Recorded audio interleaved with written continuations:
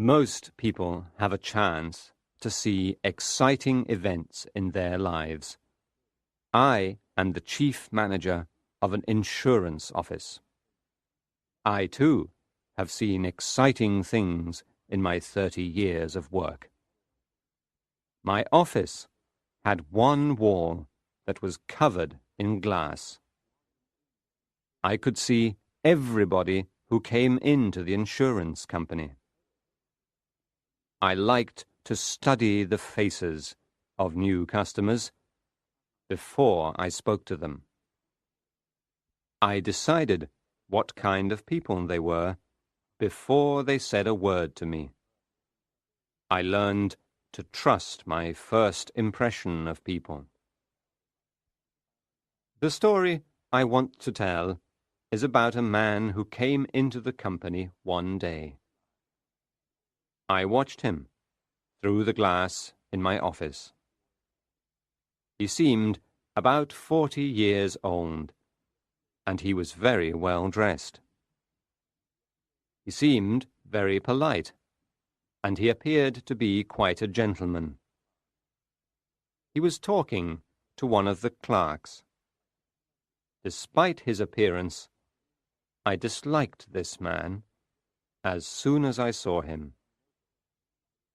Suddenly, the man noticed that I was looking at him. He smiled at me through the glass. Then he took some papers from the clerk and left. A few minutes later, I called the clerk into my office. "Who was that man?" I asked him. "That was Mr. Julius Slinkton, sir," the clerk told me. "He's from the Middle Temple." "What did he want?" I inquired. "He wanted one of our insurance forms," the clerk replied. "He said that a friend of yours recommended this company." "He knew my name then, did he?" "Oh, yes, Mr. Sampson," the clerk confirmed. "He knew your name." About 2 weeks later, I went to have dinner with a friend of mine. One of the other guests was Mr. Julius Slinkton. He was standing near the fire. He noticed me, and he asked our host to introduce him to me. Our host quickly brought him over. The three of us began to talk. "I thought you knew Mr. Sampson already," our host said. "No," Mr. Slinkton told him. "I followed your advice. I went into the insurance office, but I didn't speak to Mr. Sampson. I didn't want to disturb him." "Did you come to the office to take out an insurance policy?" I asked Mr. Slinkton politely. "Was it a life insurance policy?" "It's not a policy for me," Mr. Slinkton said. "It's for a friend of mine. He asked me to get the information for him. I don't know whether he will take out the policy. People often change their minds, don't you think, Mr. Sampson?" "Yes," I replied. We began to talk about other things. "Your profession has suffered a great loss," Mr. Slinkton said suddenly. I did not know what he was talking about. "A loss?" I asked in surprise. "What kind of loss, sir? A financial one?" Mr. Slinkton laughed. "I don't mean a financial loss," he explained. "I was referring to Mr. Meltham." Now I understood what he was talking about. "Ah, yes, Mr. Meltham," I agreed. That was indeed a sad loss. He was the most brilliant man I have ever known in the insurance profession. "But did you know Mr. Meltham?" I asked. I knew his reputation. Mr. Slinkton told me. What a sad story it is. A young man like that suddenly gives up his business and retires from the world. I have said that I disliked Mr. Slinkton when I first saw him in the insurance office. I still disliked him. I did not think he was really sad about Mr. Meltham at all. I decided to ask Mr. Slinkton some questions. I wanted to find out more about this man. "Have you heard why Mr. Meltham left his business?" I asked. I have only heard stories about it, He said. Apparently, Mr. Meltham was unhappy in love. "That's not the truth," I told him. "The truth is that the lady died." She died, did she? Mr. Slinkton repeated. That's terrible. Poor Mr. Meltham. How very sad for him. I still felt that Mr. Slinkton was not sincere. There was something false about his expression of sadness. Then he said to me, You are surprised that Mr. Meltham's story affects me so strongly. I can see that, Mr. Sampson. But I too have suffered a terrible loss recently. I have 2 nieces, you see. One of them, a girl of 23, died recently. The other niece is also not well. The world is a very sad place. Now I thought I understood Mr. Slinkton. He was a sensitive man who had suffered. I was angry with myself for disliking him. I watched him for the rest of the evening, and he seemed to be a good man. He talked politely to everybody, and everybody seemed to like him. I decided that my first impression of Mr. Slinkton was wrong. I spoke to our host about Mr. Slinkton. He told me that he had not known him for very long. He told me that Mr. Slinkton had taken his 2 nieces to Italy for their health. It was there that one of them had died. He had returned to England afterwards with his other niece. Now I felt that I understood Mr. Slinkton. I was deeply ashamed of my previous distrust of him. 2 days later, I was sitting in my office as usual. I saw Mr. Slinkton come into the outer office. As soon as I saw him, I disliked him again. Mr. Slinkton waved cheerfully at me and came into my office. I have come back, He said, because I want to find out what my friend has done with the insurance forms. I want to know whether he has sent them back to the company. His family are worried about him, you see. They want him to buy a good insurance policy. "Perhaps I can help," I said. "What is your friend's name, Mr. Slinkton?" I asked him. Beckwith. He told me.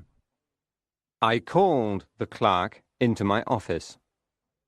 I asked him to find out if a man called Beckwith had started an insurance policy with the company. The clerk searched through his files for a moment, and then he brought me some papers. Yes, Mr. Sampson, He said. we received these forms from Mr. Beckwith. He wants a policy for £2,000, and he has asked Mr. Slinkton to write a reference for him. Me? Cried Mr. Slinkton in surprise. He thought for a moment. But of course I can do that for him. Mr. Slinkton sat down in my office and wrote the reference for Mr. Beckwith. He left the forms in my office, said goodbye politely, and then left. Mr. Slinkton was not my only visitor that day. Very early that morning, someone else had come to see me at my house. The visit was a very private one. No one knew anything about it at all. Mr. Beckwith's insurance policy began in March. I did not see Mr. Slinkton again for 6 or 7 months. I went to Scarborough in September, and I saw Mr. Slinkton walking on the beach there. It was early evening, and he greeted me warmly. Mr. Slinkton was with a young lady. He introduced me to her, explaining that she was his niece. Her name was Miss Niner. I looked at her carefully. I was sorry to see that Miss Niner did not look very well at all. As we walked along the sand, Mr. Slinkton pointed to some tracks in the sand. He laughed. Ha ha ha, your shadow has been here again. He joked to Miss Niner. Shadow? What shadow? I asked. My uncle is joking, Mr. Sampson, She explained. There is an elderly gentleman here in Scarborough. He travels around in a hand carriage. I see him so often that my uncle calls him my shadow. As she was speaking, we saw the old man's hand carriage come into sight. There was a frail old man inside. As the carriage was passing us, he waved his arm at me. He called to me by name. I went to see what he wanted.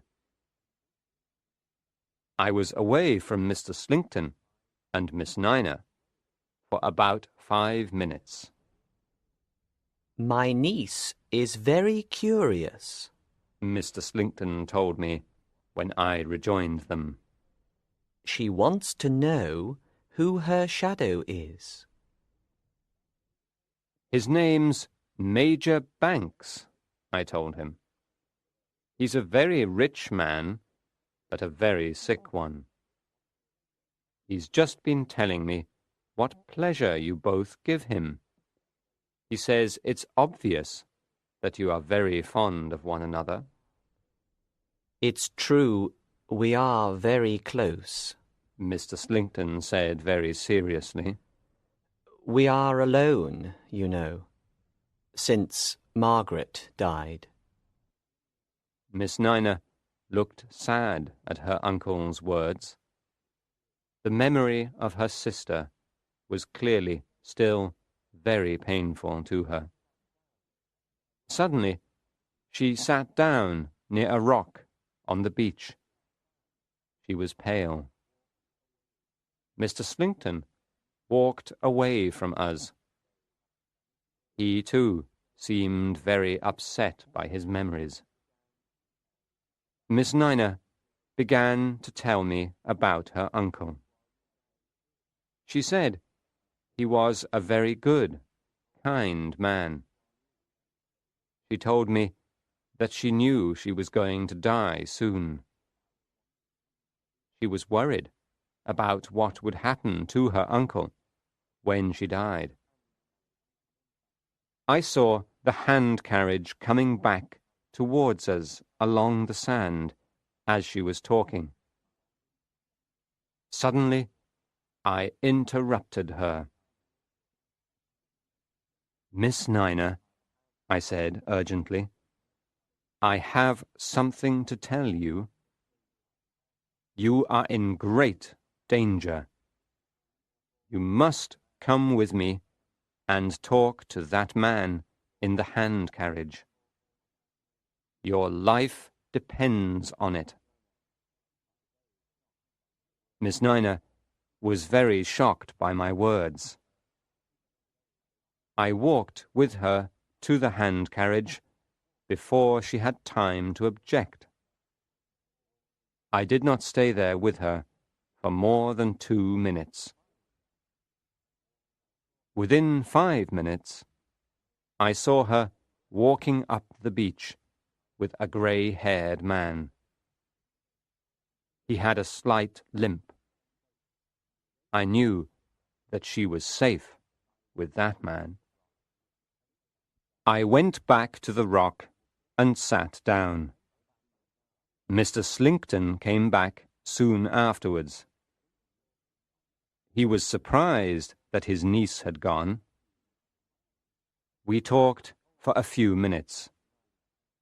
He told me that Miss Niner was very ill, and he looked sad while he told me. I replied politely to everything he said, but I was holding a weapon in my pocket as we walked along together. "Mr. Sampson, may I ask you something?" He suddenly inquired. "What is the news of that poor man Meltham? Is he dead yet?" "No," I told him. "He's not dead yet. But he won't live long, I'm afraid." "What a sad place the world is," Mr. Slinkton sighed quietly. It was November before I saw Mr. Slinkton again, this time in London. I had a very important appointment at Middle Temple. I arrived at the temple and went up some stairs. There were 2 doors at the top of the stairs. The name Beckwith was painted on one door. The name Slinkton was painted on the other. I went in the door marked Beckwith. The room was dirty, and there were empty bottles everywhere. A young man got up when I entered. He walked very unsteadily, and he seemed drunk. "Slinkton's not in yet," he said loudly. "I'll call him." He went into the corridor and began to shout loudly. "Hey, Julius! Come in here and have a drink!" he called. Mr. Slinkton came into the room.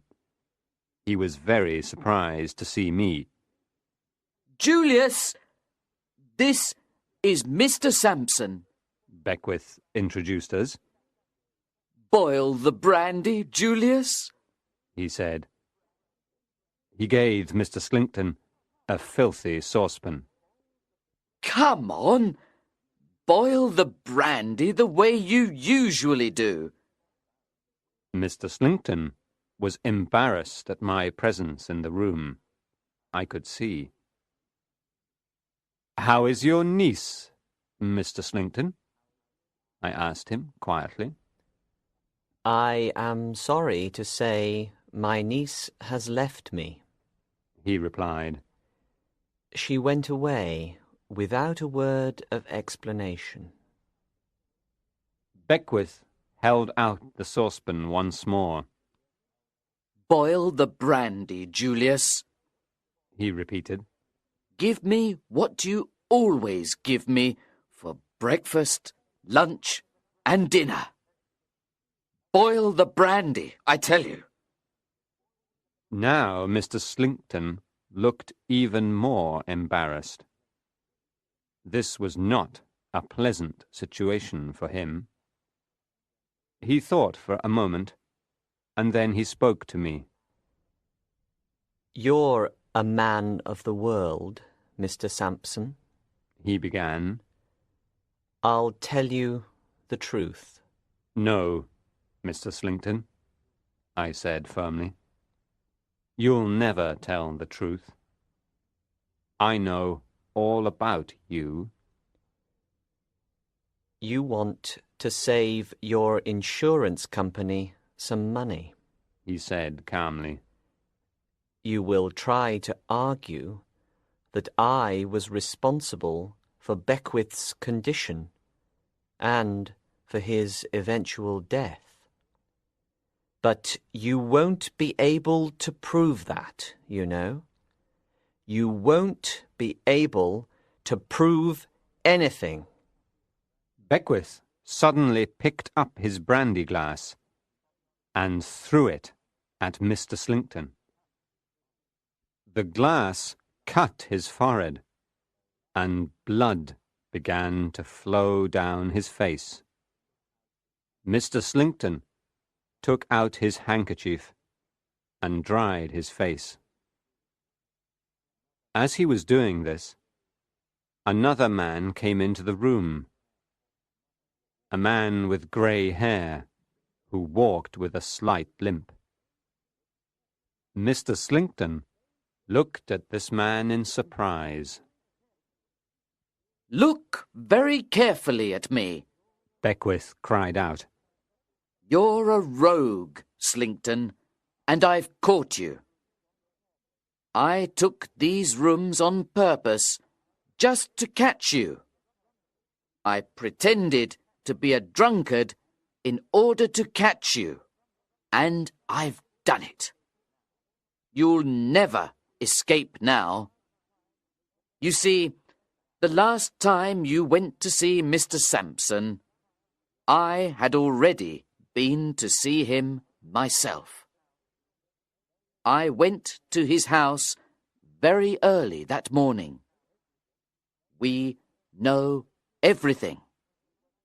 We know what you were planning.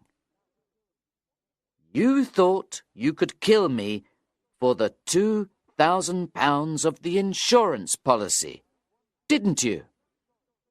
You wanted to kill me with brandy, didn't you? But you wanted me to die quickly. That's why you also gave me small amounts of poison. Mr. Slinkton was surprised by Beckwith's behaviour.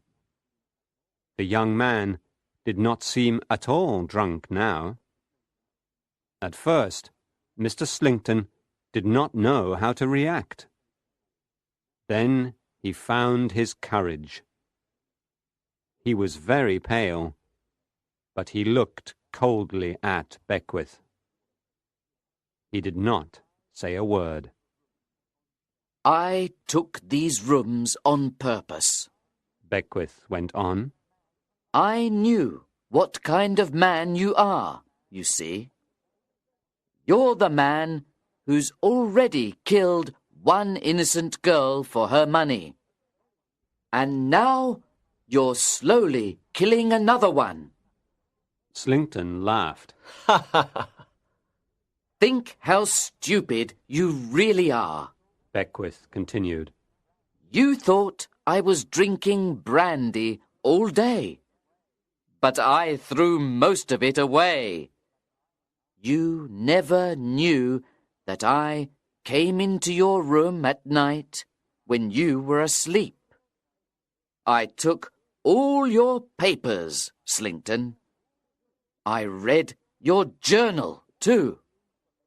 It's got all the information about the poisons that you use.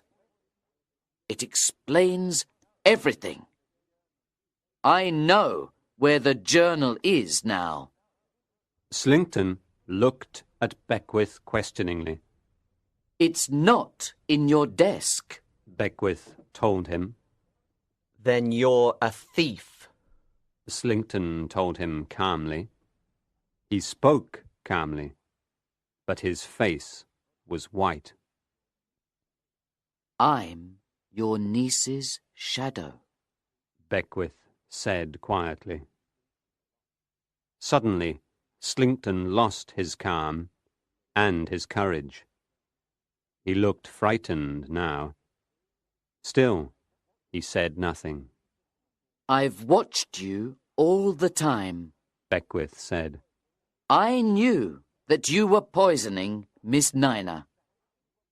I went to Mr. Sampson and told him everything. That man standing at the door is Mr. Sampson's servant.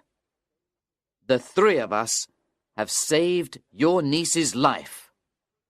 Beckwith paused for a moment to look at Slinkton. Then he went on. You don't even know my real name, he said very quietly. You asked Mr. Sampson several times if he had any news about Meltham. I can give you news about him. I am Meltham, he announced triumphantly. I loved your niece, Margaret. I could not save her, but I promised to pursue you to the end. And I've done it, he cried. I've hunted you down, Slinkton. Slinkton now looked in horror at the man who was accusing him. He was unable to speak for fear. You never knew my real name, Meltham told him. You are seeing me under my real name now for the first time. You will see me again when you answer the charge of murder in court. And I hope you see me in your imagination when they put the rope around your neck and the crowd cries out for your death. Slinkton turned quickly away from us for a second and put his hand to his mouth. The room suddenly filled with the smell of some chemical. Slinkton gasped,